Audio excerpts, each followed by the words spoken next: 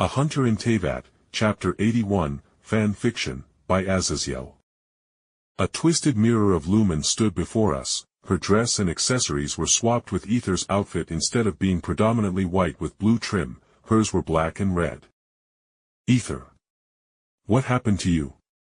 Lumine asked softly, and Aether snorted as she looked out past the cloud of darkness that carried her army of abyssal beings. Don't you mean what happened to you? Aether retorted before grimacing. When that unknown god tried to seal us away to wait out our lifespans, she realized we were immortal, and rather than try to directly meet us in combat when she could only seal us, she attempted to fuse us into one being, and once our minds were broken from the experience she would just throw us out of Teyvat, Aether said, and then she raised her feminine hand. I awoke earlier than you in the merging process.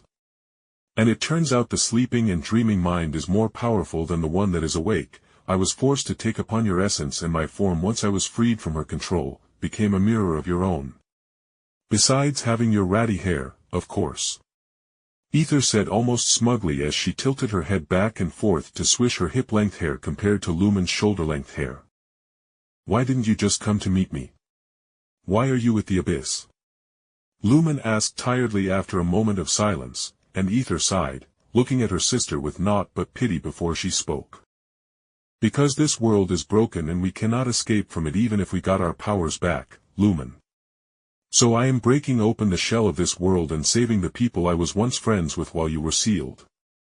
Aether said with steel in her tone, but I sighed, getting her attention. And attacking Liyue with an army of monsters will help accomplish your goals? I asked as I met her glowing yellow gaze. Aether looked back to Lumine instead of answering and spoke. Wow, you already snagged a bow after only being awake for a couple of months. Good on you, sister.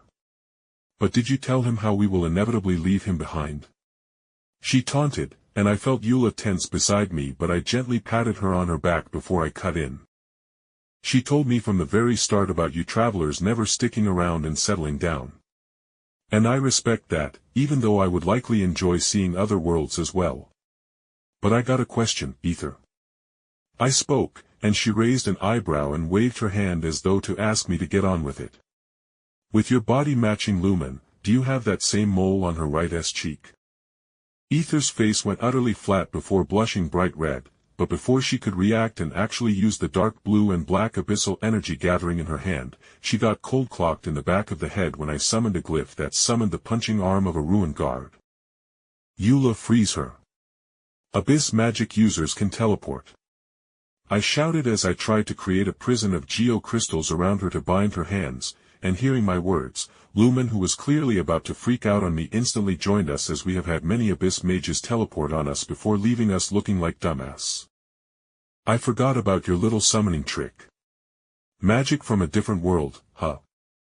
I heard Aether whisper as she flexed her power, making the dark blue and black elemental magic of the abyss pulse outwards, slamming through our elemental attacks and destroying the glyph that was attempting to fully summon the ruined guard to capture her. At the end of the road, my dear sister. After you learn of this world's secrets, I will speak to you in death. And you, Jake Barris, I thank you for showing your hands early in, only attempting to knock me unconscious or something. Either way, I will pay you a visit someday to account for that underhanded blow. She finished giving me a cold smile before waving her hand and creating a pillar of abyss energies. Even as Lumine dove after her, she only dived through the pillar and came out the other end, as she had no abyss energies to resonate with the portal, and seeing their princess leaving, the abyss heralds and the more intelligent abyss monster left as well with a teleport, while the other more feral abyss monsters were dropped into the city of Liyue making curse. But before I could dive down off my hurriedly summoned Anemo elemental that caught Lumine, Eula, and I saw the more pressing issues. Being that Morix was fighting Gizhong Azadaha, and Child in his foul legacy transformation. The Fatui Harbinger had to use his abyss-tuned electro-energy that came from the delusion to survive in the battle between gods. Let's get Child out of the fight to even it for Morix. Eula, you help the people. I said, grimacing as I heard the people of Liyue screaming as Fatui agents and monsters cut through the populace as its native vision wielders and the Adepti did their best to slaughter those who dared to invade the city, but they were still heavily outnumbered by the sudden blitz of invaders. Eula dived for the ground before opening her wingsuit, and I could hear her landing on the back of a mitochurl with her claymore piercing through the back of the monster's head with all of her momentum, and that was the last I saw of her as Lumine and I created a hail of geo-crystals that shot at Child, hitting him with some of them and exploding on impact, making him curse with his voice muffled and twisted by the abyss energy that filled his body. "Fuck you, Child, you are a cunt," I roared as I leaped off my Anemo elemental with Lumine as I overloaded the core of the Anemo hypostasis, and I could hear Child curse as it glowed with bright green light, and a howling explosion of winds rang out as the Anemo hypostasis self-destructed with all of its condensed Anemo energy. Even in canon, I never liked Child at all. When he realized his plan to get the Geonosis was a failure, as he desecrated the Adepti body Zhongli left behind in his fake death.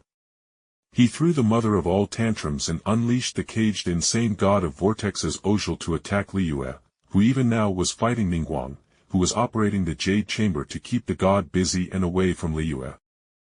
But now with fucking Gizhong returned to life somehow and being kept under some kind of mind control, I was ready to send this bastard back to Sneznhaya in a body bag, just like how Signora got her ashes mailed back in a damned envelope.